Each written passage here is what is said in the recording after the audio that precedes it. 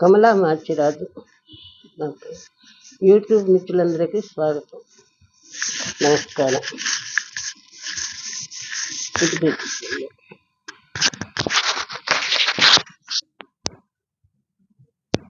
సదాశివసమారంభాం వ్యాసశంకరమధ్యమాం అస్మదాచార్యపర్యంతం వందే గురుపరంపరాం.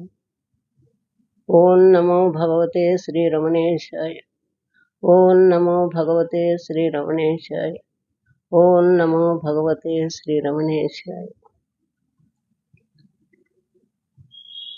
భగవాన్ మాయని గురించి ఈ విధంగా చెప్పారు.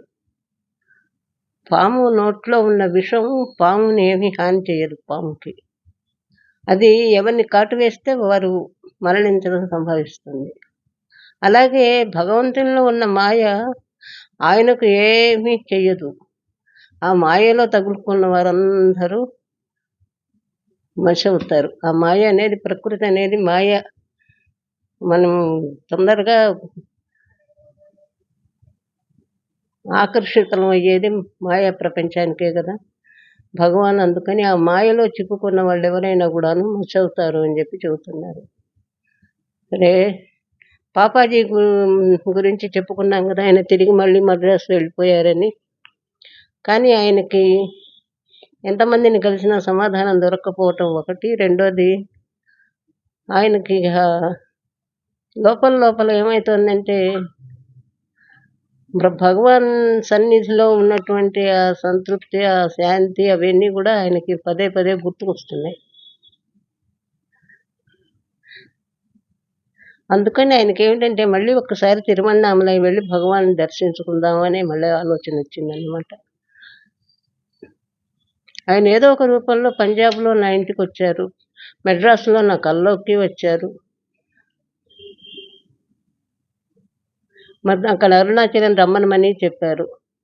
అతడికి వెళ్ళి మంచి అనుభవం కూడా పొందాను. ఆయనకి నాకు సలహా ఇవ్వగల సామర్థ్యం ఉన్నదని అనిపిస్తోంది. ఆయనే నాకు సలహా ఇవ్వగలరని అనిపిస్తోంది. 2 సార్లు ఇప్పటికి నాకు కనిపించారు. మా ఇద్దరి మధ్య ఏదో బలమైన బంధం ఉందేమోనని చెప్పి అనిపిస్తూ మళ్ళీ ఒక్కసారి అక్కడికే వెళ్ళొద్దామని చెప్పి ఆయన శనివారం నాడు సెలవు ఆయన ఆఫీస్కి. అందుకని శనివారం మధ్యాహ్నం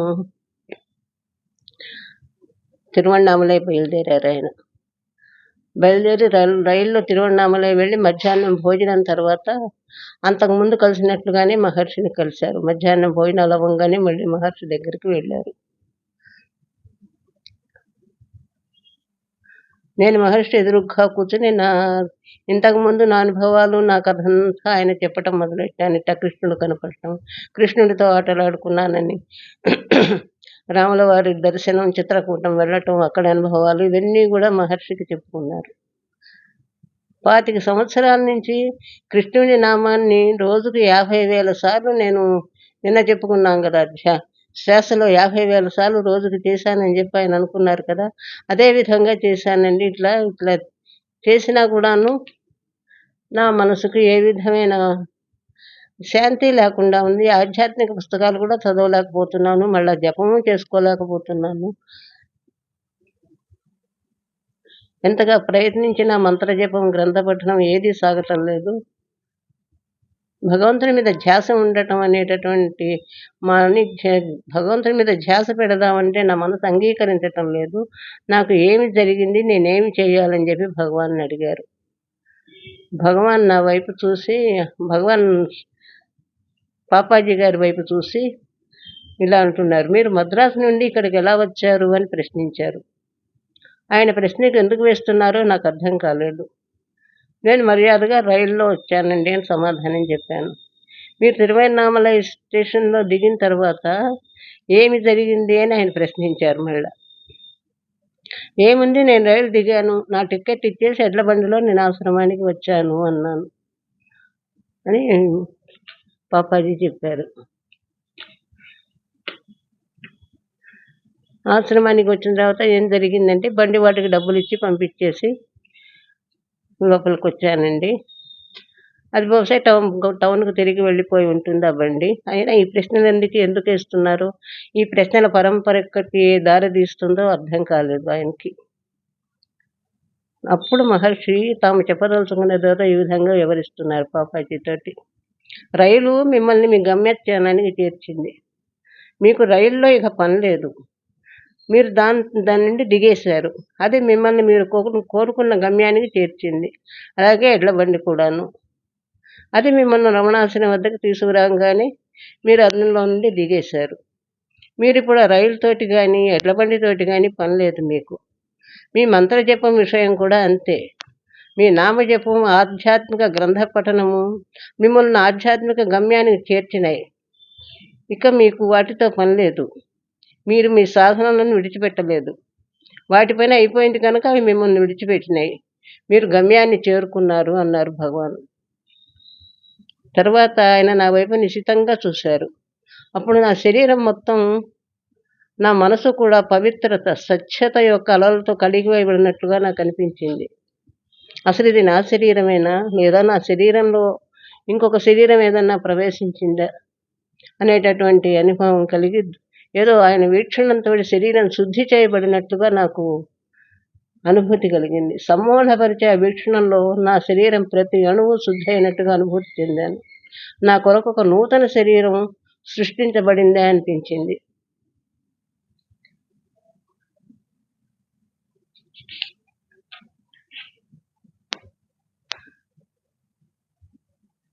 కానీ అప్పుడు నేను పొందిన అనుభవాన్ని మాటలతో నేను వివరించలేను.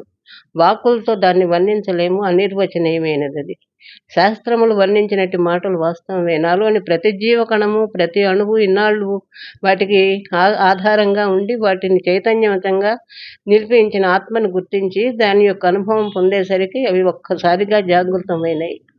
ఆత్మ యొక్క అనుభవం పొందేటప్పటికీ అవన్నీ జాగృతమైనాయి, ఆయనకి అప్రమత్తమైనాయి. నా ఆధ్యాత్మిక అన్వేషణ ముగింపునకు వచ్చినట్లు నాకు తెలిసింది. కానీ నా జ్ఞానమునకు మూలమైనట్టుది మాత్రం ఎప్పటికీ అనిర్వచనమైనదిగానే మిగిలిపోయింది. అంటే ఆత్మదర్శనం అనేది అది ఏ విధంగా అనేది ఇంకోళ్ళకి చెప్పే అనుభూతి కాదు. అది ఎవరికి వాళ్ళు అనుభవించవలసిందే తప్పితే ఆత్మదర్శనం అనేది. ఎందుకంటే అది మాటలకి చేతలకి అందేది కాదు. దానికి ఒక రూపం లేదు, ఒక చైతన్యం అది. ఆ చైతన్యం ఆయనలో, ఆయన వల్ల ఆయనకి అట్లా భగవాన్ వీక్షణంతో ఆయనలో చైతన్యాన్ని ఆయన అట్లా లేపారన్నమాట. ఆత్మని చైతన్యవంతం చేశారు ఆయన. అది ఈయనలో జాగృతం అయిందన్నమాట. నేను భగవానికి సాష్టాంగ ప్రమాణం చేశాను. ఆయన బోధలు ఏమిటో నేను అర్థం చేసుకున్నాను ఇప్పటికీ. రూపములన్నీ నశించిపోయినట్టువే గనుక ఆయన నన్ను ఒక ప్రత్యేకమైన నామరూపములు కలిగిన దేవునిపై మమకారము పెంచుకునవద్దని చెప్పారు. నాలో ఉన్న ముఖ్య అవరోధములు భగవంతుని యొక్క సుందరమైన రూపము, ఆయన పట్ల నాకు గల ప్రేమ అని ఆయన కనిపెట్టారు. అందువల్ల ఈ అశాశ్వతమైన దేవుళ్ళ యొక్క దర్శనములను లక్ష్యపెట్టవద్దని, అందుకు బదులుగా వారిని చూడవలనని అనుకుంటున్న వాని యొక్క తత్వం ఏమిటో, వాని యొక్క మూలం ఏమిటో వాటి గురించి విచారణ జరపమని చెప్పారు. ఆయన నన్ను సత్యము, శాశ్వతము అయినట్టు దాని వైపు ధ్యాసను ఉంచమని సూచించగా నేను మూర్ఖత్వంతో, అహంకారంతో ఆయన సలహాను పాటించలేదు. వెనుదిరిగి చూసుకుంటే నేనెవరను అనే ఒక్కొక్క ప్రశ్నను నేను అనేక సంవత్సరాల కిందట వేసుకుని ఉండవలసిందని అనిపిస్తుందని పాపాజీ గారు ఇప్పుడు అనుకుంటున్నారు. ఆయన నాకు 6 సంవత్సరాల వయసులో ఆత్మని గురించిన ప్రత్యక్ష అనుభవం లభించింది నాకు. కానీ నేను దానికి ప్రాముఖ్యత ఇవ్వలేదు. దాని విలువ అప్పుడు నాకు తెలియలేదు. మా తల్లిగారి కృష్ణుని యొక్క అనుభవము, కృష్ణుని వల్ల లభించిన అనుభవం అని చెప్పి నన్ను బాహ్యమునందు నామరూపముల పట్ల కలిగిన భగవంతుని వైపుకే నన్ను తిప్పటంతో మా అమ్మ, నేను దాని యొక్క విలువను తెలుసుకోలేకపోయాను. నాకు అత్యంత ప్రీతికరమైన అనుభవం తిరిగి ప్రసాదించగలరని తెలిపారు. సుదీర్ఘకాలం పాటు జరిగిన ఆధ్యాత్మిక సాధనలో నేను వందలాది మంది సాధువులు, స్వాములను, గురువులను కలుసుకున్నాను. కానీ వారిలో ఏ ఒక్కరు కూడా మహర్షి నాకు చెప్పిన సరళమైన సత్యమని బోధించలేదు. ఈ విధంగా ఎవరు బోధించిన వాళ్ళు లేదు నాకు. వాళ్ళలో ఏ ఒక్కరు కూడా భగవంతుడు నీలోనే ఉన్నాడు, ఆయన నీకంటే వేరుగా లేరు, నీవు మాత్రమే భగవంతుడివి, నేను ఎవరను అని ప్రశ్నించుకుంటూ నీవు నీ మనసు యొక్క మూలమును కనుగొనగలిగితే నీ హృదయం నందే ఆయనను నీ స్వీయ ఆత్మగా కనుగొనగలవని నాకు ఎవరు చెప్పలేదు. ఒక్క భగవానే ఆ విధమైనటువంటి బోధ పాపాజీ గారికి చేసేశారు. నేను గనుక నా జీవితంలో ఆయనే గనుక ఈ విధంగా అనుకుంటున్నారు ఇప్పుడు. నా జీవితంలో ఇంకా ముందుగా మహర్షిని కలుసుకుని ఆయన బోధలు విని వాటిని అభ్యాసం చేసి ఉన్నట్లయితే నేను సంవత్సరముల తరబడి నిష్ఫలమైన బాహ్య అన్వేషణలో కష్టపడాల్సిన అవసరం ఉండేది కాదు. ఈ తిరగటాలు, ఇది కనుక్కోటాలు, ఈ గోలంతా లేకుండా అప్పుడే ఆయనకి ఆత్మానుభూతి కలిగి ఉండేది. మహర్షి గారి గురించి, గొప్పతనముల గురించి మరొక మాట చెప్పవలసి ఉన్నది.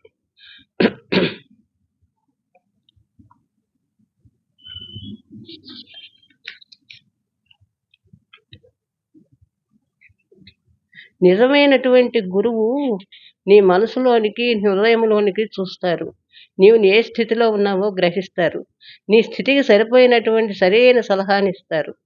ఇతరులు ఆత్మయందు నిష్ఠత చెందన్నవారు కేవలం వారి యొక్క పరిమితమైన అనుభవం పైననో, లేక వారు వినినా లేదా చదివిన దానిపైన ఆధారపడి సలహా ఇస్తారు.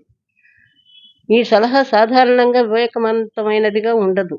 సద్గురువు ఎన్నడూ చెడ్డ సలహా చెప్పి నిన్ను తప్పుదారి పట్టించడు. ఎందుకంటే నీకు ఏది అవసరమో, నీకు ఏ స్థితిలో ఉన్నావో ఆయన ఎల్లప్పుడూ తెలిసే ఉంటుంది. మహర్షి నాకు కృష్ణుడు మొదలైన దేవుళ్ళ రూపముల వెంట పరుగులు తీయరాదు అని చెప్పారని చెప్పి మహర్షి గారు తర్వాత చెప్పారు ఆయన. ఎందుకంటే అవి అశాశ్వతమైనవి కనుక. నేను ఎవరినో నాకు తెలిసినప్పటి నుండి నేను ఆయన సలహాను పాటించినప్పటికీ ఇప్పుడు కూడా దేవుళ్ళ రూపంలో నాకు కనిపిస్తూనే ఉంటాయి.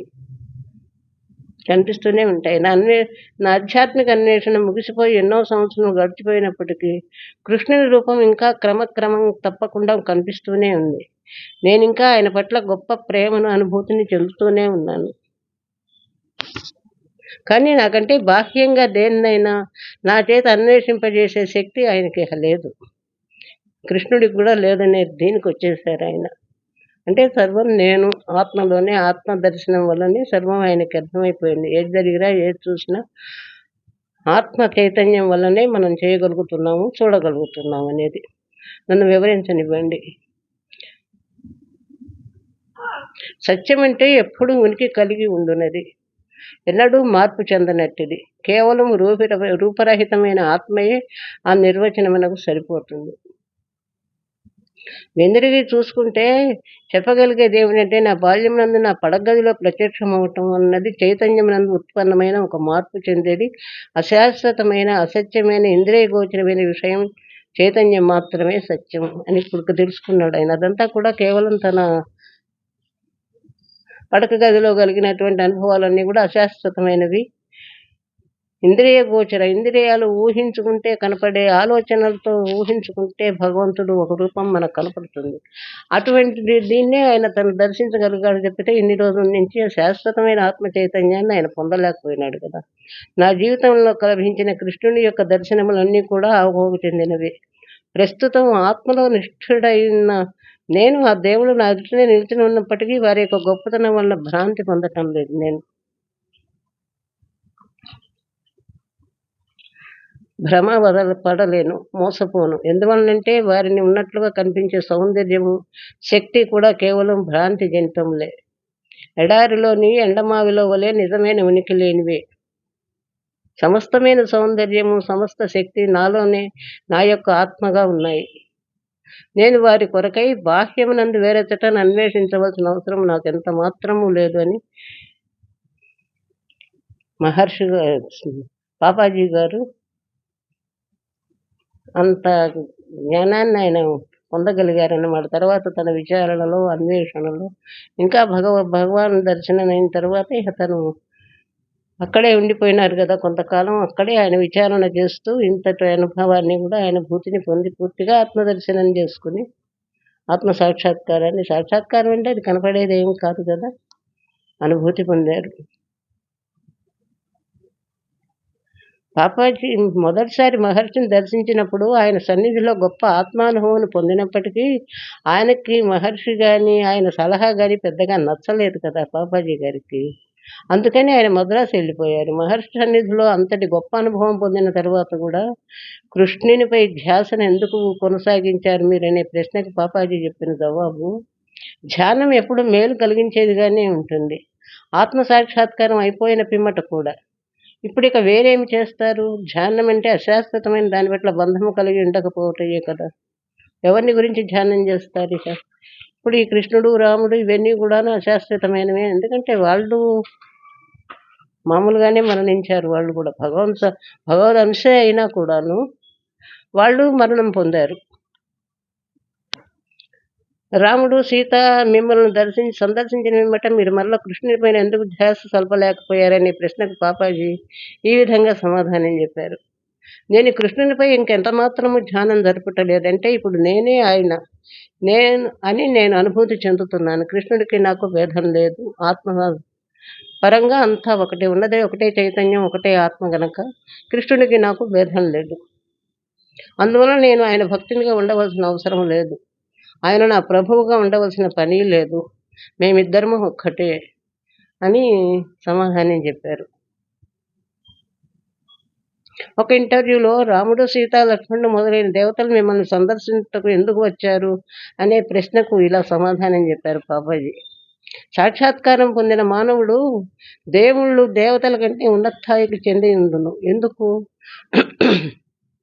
సాక్షాత్కారం పొందిన మానవుడు దేవుళ్ళు దేవతల కంటే ఉన్నత స్థాయికి చెంది ఉండును. ఎందుకు అంటే వారికి దేవతలకు ఇంకా తీరని కోరికలు మిగిలి ఉంటాయి. వారికి ఇంకా మమకారము, బంధములు మిగిలి ఉన్నవి గనుక వారు ఆత్మజ్ఞానం పొందినట్టు వారు కాదు. వారి మమకారమును, బంధములను తొలగించుకున్నట్టు కొరకే వారు ఆత్మజ్ఞానం అని పొందిన వారి వద్దకు వస్తూ ఉంటారు. ఇదంతా పాపాజీ చెబుతున్నారు అడిగిన ప్రశ్నకి. నేను తరచుగా ఒక చెట్టు కింద నిద్రించిన ఒక ఆత్మ సాక్షాత్కారం పొందిన జ్ఞాని కథను చెబుతూ ఉంటాను. పాపాజీ చెబుతున్నారు ఒక కథ. ఒక జ్ఞాని ఒక చెట్టు కింద పడుకుని నిద్రించాడు. నిద్ర నుండి మేల్కొనేసరికి ఆయన చుట్టూ స్వర్గలోకము నుండి వచ్చిన దేవతలు నిలబడి ఉండటం కనిపించింది. నన్ను చూచుట కొరకై మీరు ఎందుకు రావాల్సి వచ్చినది అని ప్రశ్నించిన ఆయనకు వారిలో ఒకరు ఈ విధంగా సమాధానం ఇచ్చారు. మేము మీ సత్సంగం కొరకు వచ్చాము. ఇటువంటి సత్సంగము స్వర్గలోకములో ఎంత దొరకదు. అతడు ఆత్మజ్ఞానమును పొందిన వారు లేరు. కానీ నేను నిద్రిస్తూ ఉన్నాను కదా, నా పనేదో నేను చూసుకుంటున్నాను, ఒక చెట్టు కింద నిద్రిస్తున్నాను అంతే కదా అన్నాడు జ్ఞాని. మాకు తెలుసును, కానీ మీరు నిద్రించేటప్పుడు కూడా స్వర్గంలో లభించని శాంతిని మీ సన్నిధిలో మేము అనుభూతి చెందుతున్నాం అని పలికారు ఆ దేవుడు. అది ఈ విధంగా ఉంటుంది. దేవతలు సుదీర్ఘమైన జీవితకాలం కలిగి ఉండవచ్చును, గొప్ప శక్తులను కలిగి ఉండవచ్చును. కానీ వారు ఆత్మజ్ఞానమును, ఆత్మనిష్టను పొందటం వలన కలిగే శాశ్వతమైన శాంతిని, ఆనందమును పొందలేరు. ఆత్మజ్ఞానం వారికి స్వర్గలోకములు ఎందుకు లభింపదు. దానిని పొందవలనతో దేవతలు తిరిగి భూమి మీదకి వచ్చి ఇచ్చట జన్మించవలసినదే. ఇది ఉపనిషత్తుల్లో కూడా చెప్పబడ్డ వాక్యం. ఇది దేవతలు కూడా మళ్ళీ వాళ్ళ కర్మఫలం అక్కడ అయిపోయి ఆ స్వర్గలోక సుఖాలని అయిపోయిన తర్వాత మళ్ళీ వాళ్ళు భూలోకంలో జన్మించడం ఇట్లా జరుగుతుందనేదే ఉపనిషత్తుల్లో కూడా ఉంటుంది. అధోలోకములు వింతైన వికృతాకారం కలిగిన జీవులతో నిండి ఉంటాయి. అతట కొందరు వికారంగాను, అవయవములు సరిగా లేకుండా ఉంటారు. ఒంటి కన్ను, ఒక్క ముక్కు, వింత ఆకారంలో ఉన్న మొండెములు కలిగి ఉంటారు. వారిలో కొందరు ఒకరినొకరు తినేస్తూ ఉంటారు. ఇది చాలా భయంకరమైన ప్రదేశం. అందుకని నేను అతడు ఎక్కువ కాలం ఉండలేదు. మరణించిన పిదప జీవుడు వీటిలో ఏదో ఒక లోకంలో జన్మించవచ్చును. కానీ ముక్తి అనున్నది భూలోకమునందు మాత్రమే లభిస్తుంది. దేవతలు స్వర్గలోకములందు అనేక వేల సంవత్సరముల పాటు గొప్ప సుఖములను అనుభవించవచ్చును, ఆనందించవచ్చును. కానీ ఎప్పటికైనా వారు తిరిగి జన్మించవలసే ఉంటుంది. ఎందుకని ఈ దేవతల మీదట ప్రత్యక్షమవుతారు అని మీరు అడిగిన ప్రశ్నకు సమాధానము, వారు అంతిమమైన ముక్తిని కోరుకుంటున్నారు. దానిని స్వర్గలోకంలో ఎక్కడా పొందలేమని వారికి తెలియను అని పాపాజీ అన్నారు. పాపాజీ ఎప్పుడు ఆత్మజ్ఞానమును పొందారు. ఆయన జీవితంలోని కొన్ని సంఘటనలు ఆయన సాక్షాత్కారమును పొందిన పిదప జరిగినవా లేక ముందే జరిగినవా అనే సందేహములు కొందరికి కలగవచ్చును. పాపాజీ మొదట అనేక సార్లు మహర్షిని సందర్శించినప్పుడు అసలు జరిగినది ఏమిటి అని ఆలోచించినప్పుడు ఆ పృచ్ఛకునికి ఇంటర్వ్యూ చేసిన వారికి కొన్ని సందేహముల సమాధానం లభించింది. ఆయన ఈ విధంగా చెప్పారు. అది అసాధారణమైన కనిపించినప్పటికీ వాస్తవం ఏమిటంటే పాపాజీకి 6 సంవత్సరముల వయసులో ఆయన కుటుంబం లాహోర్లోని వారి బంధువుల ఇంటికి వెళ్ళినప్పుడే ఆయన తన నిజతత్వంలోనికి జాగృతం చెందారు. ఆ క్షణం నుండి ఆ అనుభవం ఆయనను వీడలేదని ఆయనే చెప్పారు. ఆయన దాన్ని పోగొట్టుకొని మహర్షిని సందర్శించినప్పుడు తిరిగి పొందినారనేది సరికాదు. మొదటే ఆయన పొందారు, కానీ అది మర్చిపోయినారు ఆయన. దాన్ని ఆయనకి తెలియదు అసలప్పుడు. పొందానన్న అనుభూతి కూడా ఆయనకి లేదు. మహర్షి అప్పటికే ఆయన పొంది ఉన్న దాని యొక్క విలువను ఆయనకు తెలియజేశారు. శాశ్వతమైనట్టి దేవతల యొక్క దర్శనముల కంటే అది మిక్కిలి విలువైనది, శాశ్వతమైనది అని మహర్షి ఆయనకు విశదపరిచినారు. పాపాజీ పృచ్ఛకుల యొక్క కొన్ని ప్రశ్నలకు సమాధానం ఈ విధంగా తెలియజేశారు. నా 6వ సంవత్సరంలో జరిగినది ఒక అనుభవం అని నాకు తెలియదు. అది ఒక అనుభవం అని నేను అనుకోలేదు అసలు. నాకు ఆత్మ గురించి ఏమీ తెలియదు. అసలు ఆత్మ అన్నది ఉన్నదో లేదో కూడా నాకు తెలియదు. అందువలన ఆత్మ యొక్క అనుభవం గురించి నాకు తెలియదు అన్నది నిశ్చయము. మోక్షము, జ్ఞానము, ముక్తి అనే వాటి గురించి నేను ఎప్పుడూ విని ఉండలేదు. నేను వాటిని గురించి విని ఉన్నట్లయితే వాటి గురించి ఏమైనా నాకు తెలిసేదేమో. నేను మహర్షి వద్దకు వెళ్ళినప్పుడు భారతదేశం నుండియే కాక ప్రపంచం నలుమూలల నుండి అనేక మంది ఆయన వద్ద ఉండటం నేను చూశాను. వారు ఆయన దగ్గర కూర్చుని ఉన్నారు, ఆయనతో మాట్లాడుతున్నారు, ఆయన సన్నిధిలో ఆనందంగా ఉన్నారు. ఎందుకని మేమందరం అక్కడ ఉన్నాం. ఎందుకంటే ఏ ఇతర వ్యక్తిలోనూ మేము చూడలేని ఒకానొక విశిష్టతను ఆయనలో మేము కనుగొన్నాము కనుక. ముందు నేను ఆ విషయం గుర్తించలేదు, కానీ కొద్ది కాలంలోనే ఆయన ఆ విషయమును, తన గొప్పతనమును నేను గుర్తించేటట్టు చేశారు. గురుకృప అంటే ఇదే మరి. తనంతట అదే వెతుక్కుంటూ ఆహ్వానిస్తుందట శిష్యుణ్ణి. ఆయనలో ఉండినదేదో నన్ను ఆకర్షించినది. అది 6 సంవత్సరముల వయసులో నాకు కలిగిన అనుభవం పోలి ఉన్నది అని నాకు ఎరుక కలిగింది. కానీ నేను 6 సంవత్సరం ప్రాయంలో ఉన్నప్పుడు నేను దాని విలువను గుర్తించలేకపోయాను. ఆ అనుభవము, ఆ స్వేచ్ఛ అన్నవి చాలా అసాధారణమైనవి. అది ప్రపంచంలో అతి కొద్ది మందికి మాత్రమే కలుగుతుందని నేను ఎరుగను. అది అడగకుండానే నాకు కలిగినది. అందుకని నేను దాని యొక్క నిజమైన విలువను తెలుసుకొని ఆనందించలేకపోయాను. మీరు కనుక ఒక పసివాడికి పంచదార $100 నోటును, ఒక లాలీపాప్ను ఇవ్వజూపితే ఆ బిడ్డ ఆ లాలీపాప్నే కోరుకుంటాడు, కానీ డబ్బును కాదు కదా. ఎందుకంటే అతడికి ఆ డబ్బు యొక్క విలువ తెలియదు కనుక. ఆ చిన్న కాగితంలో 1000 లాలీపాపులు కొనుక్కోవచ్చునని అతనికి తెలియదు, కానీ వాడు ఆ లాలీపాప్నే కోరుకుంటాడు కదా.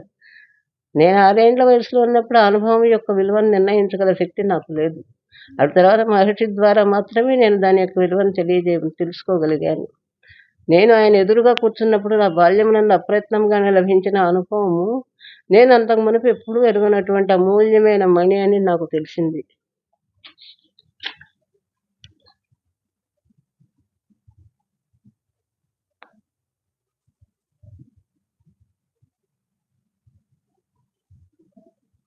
ఆ పసి వయసులో నేను దానికి ఏ విధమైన ప్రాముఖ్యతను ఇవ్వలేదు. ప్రతి ఒక్కరికి ఈ శాంతి, ఆనందము, అమాయకత్వములతో కూడిన సహజ స్థితి పుట్టుకతోనే ఉంటుందని నేను నమ్మేవాడిని.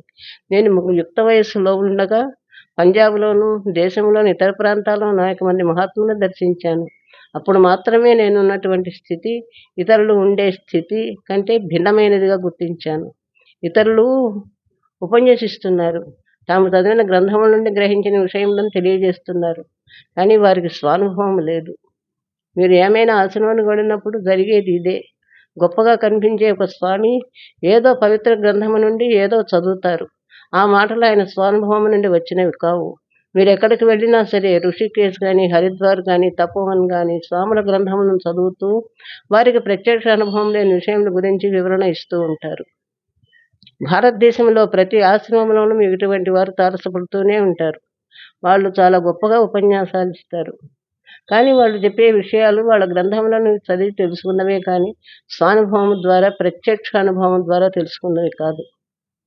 నేను రమణాశ్రమానికి వెళ్ళి నా గురువును కలుసుకున్నప్పుడు ఆయన నేను దర్శించిన ఇతర మహాత్ముల కంటే భిన్నంగా ఉన్నట్లు నాకు తెలిసినది. నేను ఆయన్ని కలుసుకున్నప్పుడు నేను 6 ఏళ్ల వయసులో అనుభూతి చెందిన స్థితిలోనే ఆయన ఉన్నారని నాకు తెలిసినది. కానీ నేను 6 సంవత్సరాల వయసులో ఉన్నప్పుడు అది ఎంత అరుదైనదో, ఎంత విలువైనదో నేను గుర్తించలేదు. 6 ఏళ్ల వయసులో అప్రయత్నంగానే దానంతట అదే నాకు లభించింది. మహర్షిని దర్శించిన తర్వాతే నాకు దాని విలువ అర్థమైంది. ఇది చాలా అరుదైనదని, చాలా కొద్ది మంది మాత్రమే అది లభిస్తుందని అప్పుడు నేను గుర్తించలేకపోయాను అని తన గతం అంతా కూడాను అతనితో ఆ పృచ్ఛకుడితోటి చెప్పుకొస్తున్నారు. నేను అనుభూతి చెందుతున్న స్థితిని అంతవరకు నేను వర్ణించలేకపోయాను. ఎందుకంటే అది అనిర్వచనీయమైనది. ఎందుకంటే మనము వర్ణించగలిగినది ప్రతిదీ ఇంద్రియ గోచరమైన విషయమే అయి ఉంటుంది. ఇది ముఖ్యమైన పాయింట్. అంటే మన జ్ఞానేంద్రియములైన కన్ను, ముక్కు, చెవి మొదలగు వాటితో తెలుసుకునే విషయములని మనం ఇంకోళ్ళకి చెప్పగలుగుతాం కదా, మనం వర్ణించగలుగుతాం. నేను అనుభూతి చెందిన శాంతి, ఆనందము వర్ణించనలవి కాదు, అనిర్వచనీయములు. అవి మనసు యొక్క ఏ చర్య చేత పొందబడవు. కాలమునందు వర్ణింపబడినవి గతమునకు చెందినవి, వర్తమానము చెందినవి కాదు.